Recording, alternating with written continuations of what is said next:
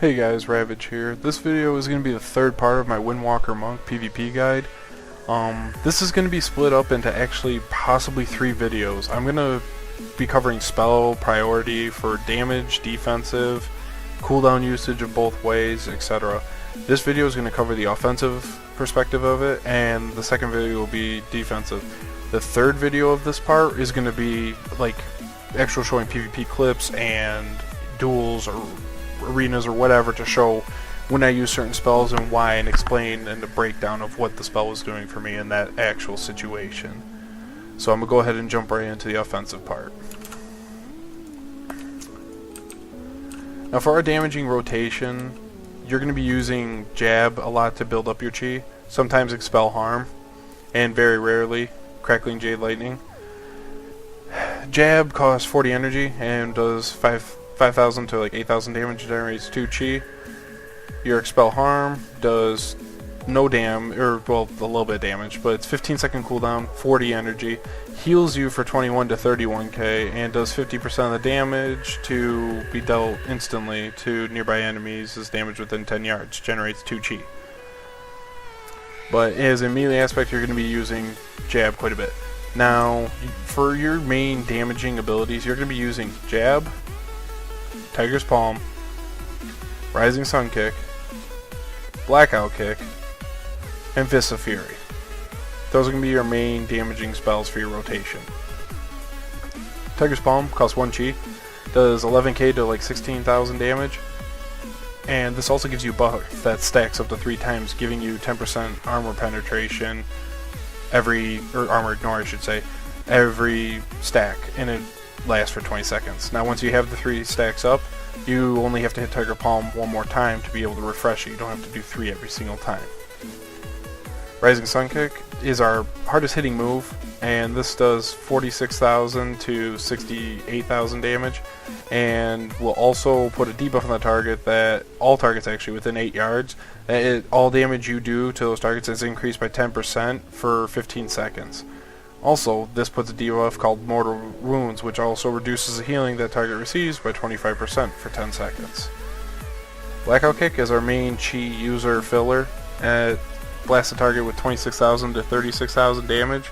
If behind the target, you do an extra 20% damage over 4 seconds, and if in front of the target, you are instantly healed for 20% of damage. I run Glyph of Blackout Kick. It makes sure that you're always doing the 20% damage no matter what position you're at. Another spell that you use to burn chi is Spinning Fire Blossom. Spinning Fire Blossom costs 1 chi only and does 18,000 damage. However, if you're over 10 yards away from the target, the damage is increased by 50%. This is great for when people are kiting you and actually want to keep some distance from you. You can just shoot the fireballs. I mean, it does actually more damage than Blackout Kick if you have the improved range, so it is really nice to use. However, this spell, if you do not have the glyph, will just travel straight in front of you. It does not have a direct path to the target. That is why I run the glyph of Spinning Fire Blossom. It goes directly at the target, but it will not root the target if it hits them. So you lose the root effect, but you gain this, and honestly, you don't want to DR your disable root and whatnot. Disable root. This is disable 15 energy. It's our snare. It's 50% slow, and if you stay within 10 yards of the target and disables durations about to fade, it will reapply the full duration of it. So if you stay on the target, this spell will stay up on its own. If you use disable again a second time when it's already snared, it will root the target in place for 8 seconds. Now I'm going to go ahead and go over the damage for main priority. What you want to do is keep 3 stacks of Tiger Palm up at all time for extra 30% armor ignore. Rising Sun Kick on cool to gain 10% overall damage increase, and then Blackout Kick as your main chi burner. However, Fist of Fury should be almost used pretty much on cooldown if you're trying to keep damage as your highest priority, but you can be using the stun for either CC, or you could use it for extra damage or holding targets still. So I'm going to go ahead and just do like a damage rotation just to give you a rough outline of what it should look like. 3 stacks of Tiger Palm, Rising Sun Kick, which 144 was kind of a nice crit there, and then Blackout Kick. And now I'm using Blackout Kick procs and Blackout Kick over and over, and then Rising Sun Kick on cooldown again. And that is pretty much the damage rotation. And there's a Fist of Fury. Now if Fist of Fury is hitting one target, it will do a lot of damage. Fist of Fury's damage is split up amongst numerous targets, so it will do, say, 35k damage top, but if there's 5 targets, it'll split it amongst the 5 targets. So you can see how more targets, less damage, but more people stunned. That is the overall damage output, etc. But now I'm going to cover cooldowns and when to use them and how to improve your damage the most. Okay.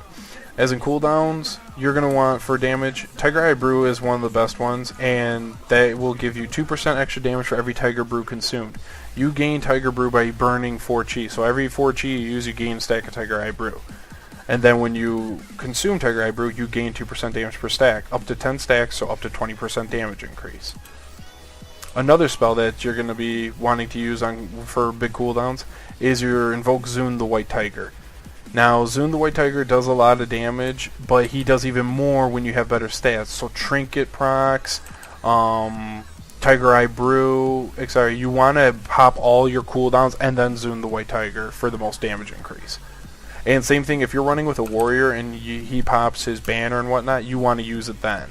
Because if he does crit, it's going to do more crit damage. It's based off of your stats at that point.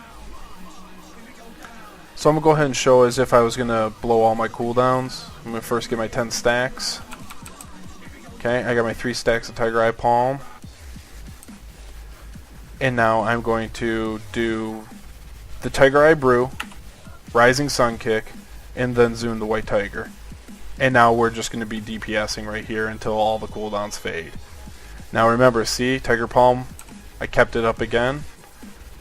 And it's not a bad idea when you burn all your chi to go ahead and pop Chi Brew if you're spec'd for Chi Brew. It instantly gives you back full Chi, so 4 Chi.